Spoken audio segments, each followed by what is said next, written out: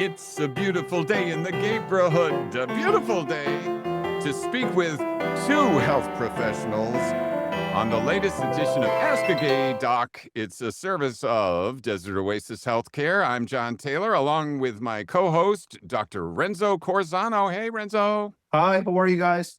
And we're also joined by my birthday twin, who looks much younger and prettier. Dr. Phyllis Ritchie is the founder of a clinic that does STI testing and treatment for free in our community, and we want you to support them, especially on Giving Tuesday, our friends at PS Test at healthypstest.org. Hey, Phyllis.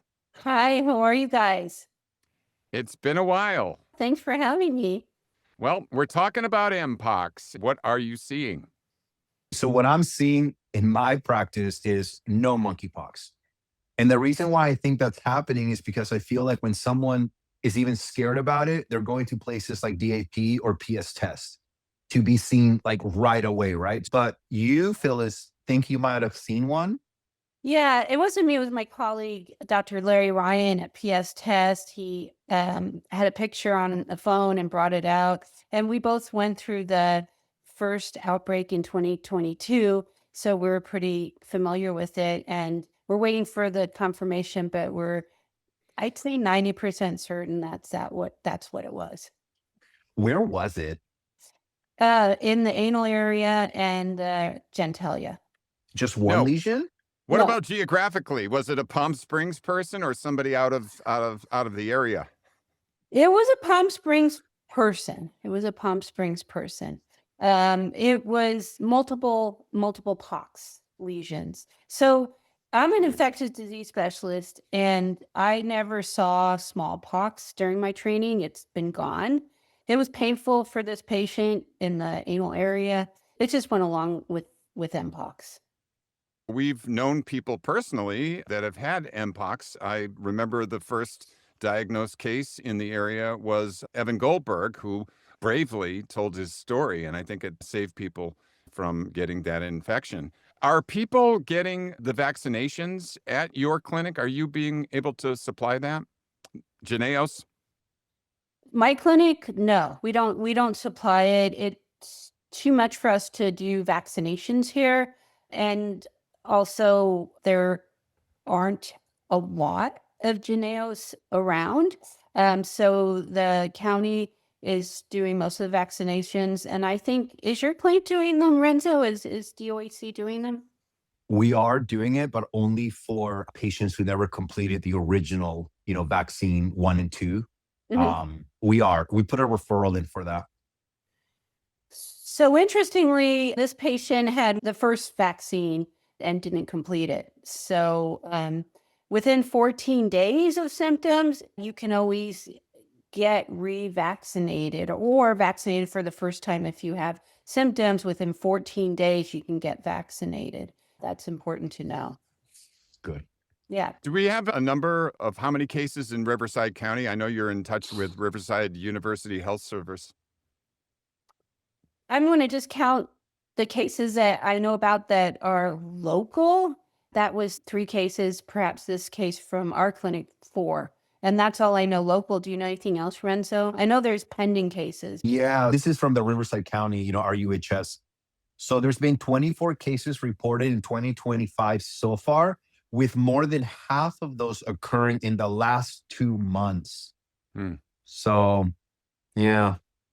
And the thing that I think we should all remember is this is a different clade than 2022. So 2022, so clade is like a type. There's 2, and this is a different type. It's clade 1, and under clade 1, there's 2 different types, A and B, and this is clade 1B. Traditionally, it was thought that clade 1 was more lethal, but we're seeing that clade 1B is not. There's less than 0.5% death with clade 1B. So the good news is that it's not more virulent or lethal than clade 2. Well, that's good. Okay. Yeah. So that's all good news. But the problem is that it is disfiguring, it is painful, and it's not a great virus to get. And What is?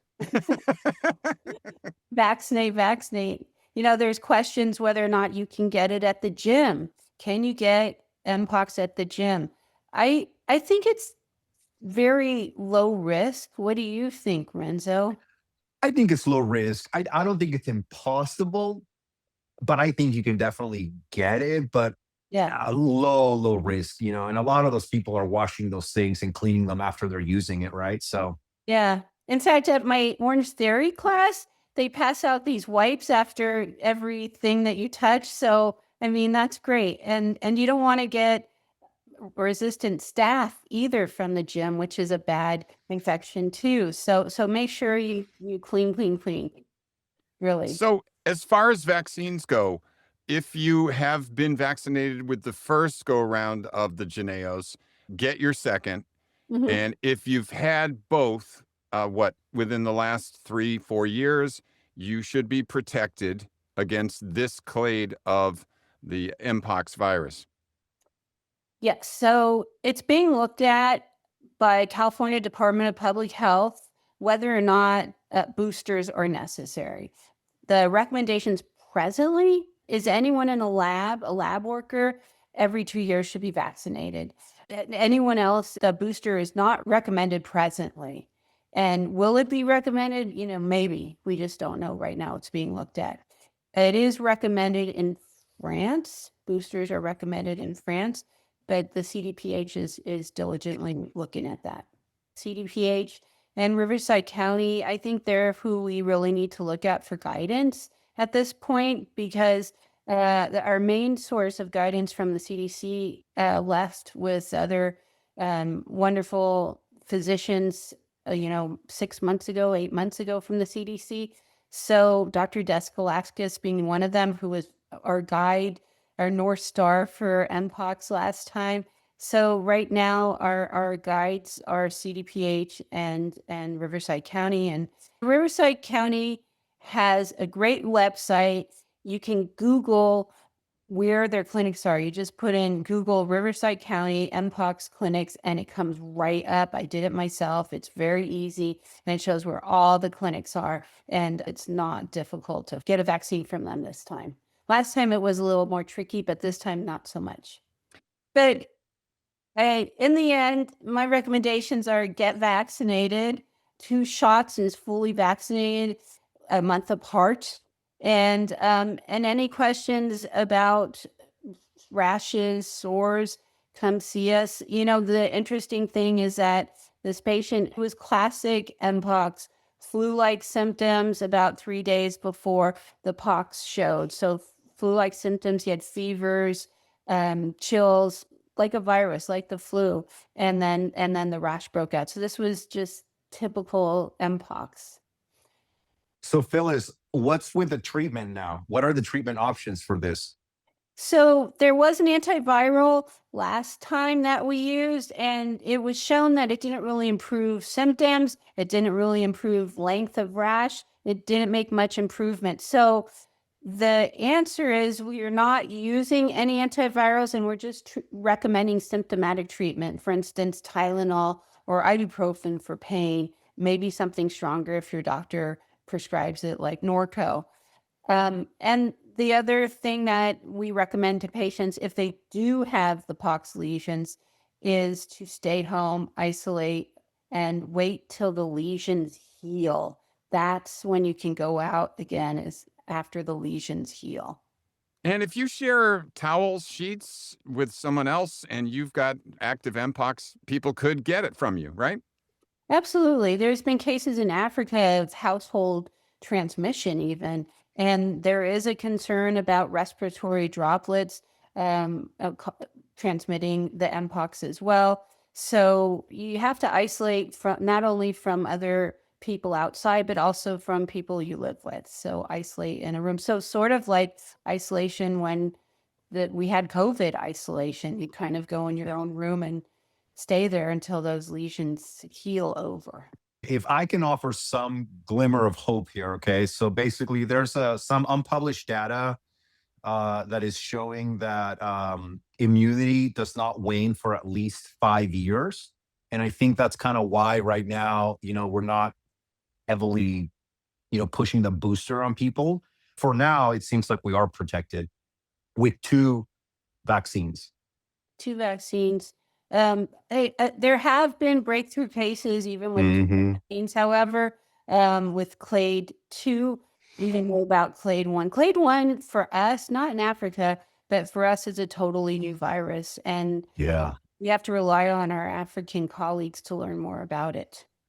But even if you get breakthrough infection, post vaccination, the symptoms and the duration tends to be a little bit shorter, right? Shorter and milder. We do what we can, and we try and get the word out so that people are informed. And so that's why we do Ask a Gay Doc.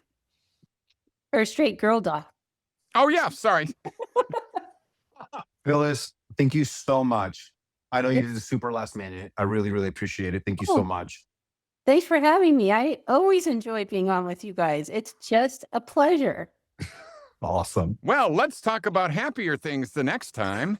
But you can find out more at healthypstest.org, and you can make an appointment or you can make a donation because they do STI testing and treatment for free here in the Coachella Valley, and we appreciate everything you do, Phyllis. Thanks. Hey, I appreciate you guys. Thank you so much. It's nice to Thank see you. Thank Yeah. you, Phyllis. Talk later. Okay. Bye. Bye. Hey, it's John Taylor. Thanks for watching our video, and don't forget to like and subscribe to our KGAY channel so you won't miss anything going on in the neighborhood. And you can always listen live to KGAYPalmSprings.com.